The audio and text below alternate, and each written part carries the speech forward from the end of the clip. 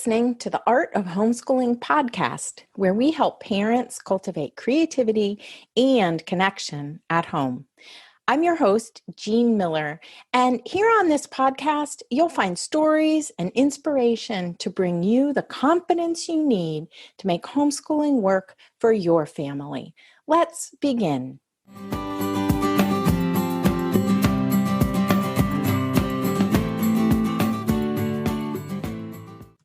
It's the week between Christmas and New Year's when this episode comes out. One of my favorite times of the year. I think of it as a time to take a moment and get quiet and still.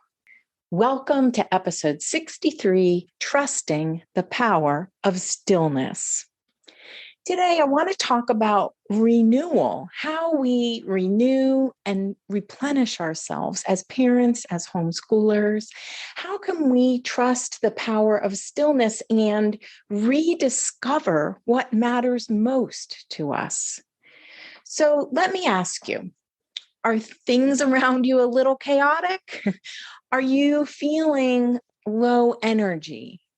Maybe your children are challenging you in new ways, or crazy things are happening in the world and you're feeling kind of rattled. I'm hearing that a lot from homeschooling parents right now.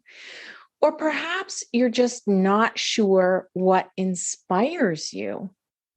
Well, today, no matter where you are, I want to help you take just one tiny step in the direction of reclaiming your sparkle, renewing your energy. This quiet and darker time of the year is perfect for that. For me, it's a time to find some fresh, simple practices to help rejuvenate my spirit.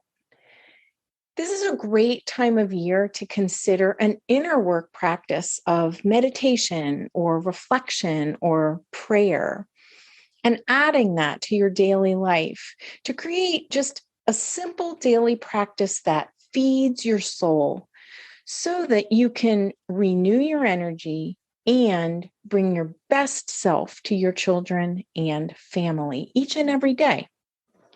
So this episode is just meant to plant a seed. What's one simple practice just for you that you might start doing? Just as a way to pause and recenter and remember what matters most in life. Want to hear about how I did this during my homeschooling years with a simple poem? You can check out episode number 12, Inner Quiet and Self-Reflection for Homeschooling Parents. It comes with, in that episode, you'll find a set of downloadable inspiration cards, and I share my simple practice of finding a poem as the anchor, using it as the anchor for a daily meditative moment. You can listen to that episode at artofhomeschooling.com/episode 12. So this year, I've decided that my new daily practice is going to be yoga. So yoga's not new to me, but I've tended to skip it when I don't have time. And guess what? Most days I decide I don't have time.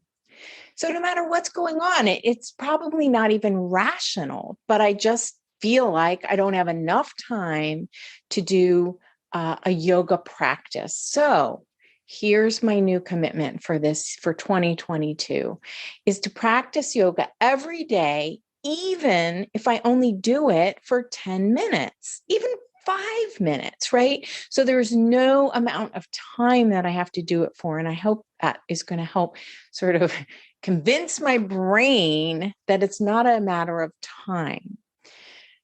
All right. So one more idea, this last one that I want to leave you with is sort of it's like a visualization or a meditation that you might try. But first, before I describe it to you, I want to give you a little background. Here's a little story of a practice, an event that I participate in. this time of year. So every year around the solstice, I gather with a lovely group of 5 women friends. We've been doing this for, oh my gosh, it's probably close to 20 years now to walk. No, probably 30 years, actually, closer to 30 years. We gather to walk a spiral outdoors. One of my friends gathers the greens, sets up a spiral in her backyard with a log and a lantern in the center. We all arrive with a jar and a candle and gather in a circle. Then each of us gets a chance to walk the spiral as we sing. It's really, honestly, just magical. And every single year, I discover a new message that often surprises me, some personal insight from this very reverent activity. I think the magic comes from just taking the time to be still and quiet. The act of walking into the center of the spiral while releasing and letting go of what no longer serves, that's the intention while walking in, then pausing in the center to listen and receive while lighting a candle from that lantern. And then the final step of returning, feeling renewed, walking back out of the spiral. It surprises and delights me every time. So today I want to encourage you to create a spiral walk experience for yourself. I actually woke up yesterday morning with the inspiration and the idea that this could be done as a visualization. You could find a time to sit quietly for just a few minutes and then visualize this spiral walk, moving into the center while letting go of what no longer serves you, stopping and pausing in the center to listen for any messages from the universe, from God, from the great spirit, whatever you call it. And then walking back out of the spiral with a new light feeling that leaves you replenished and renewed.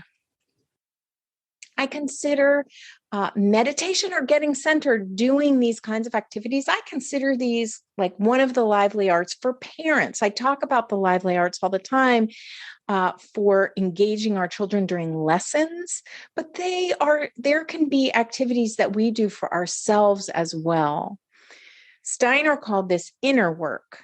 But whatever you call it, developing some kind of life-affirming practice that feeds our souls is so very important to renew our own energy for what we bring to our children. I truly hope that this episode inspires you to take a little time this week for yourself, to trust in the power of stillness so you can experience a sense of renewal going into the new year. Just as in these words from a beautiful song, hold your candlelight in the dark of night. Celebrate the cold and stillness. You can find the show notes for this episode at artofhomeschooling.com/episode 63. And thank you so much for listening to the Art of Homeschooling podcast. Be sure to rate and review us everywhere you listen to podcasts, including now on our Spotify show page. That's all for today, my friend. But here's what I want you to remember. Rather than perfection, let's focus on connection. Thanks so much for listening, and I'll see you on the next episode of the Art of Homeschooling podcast.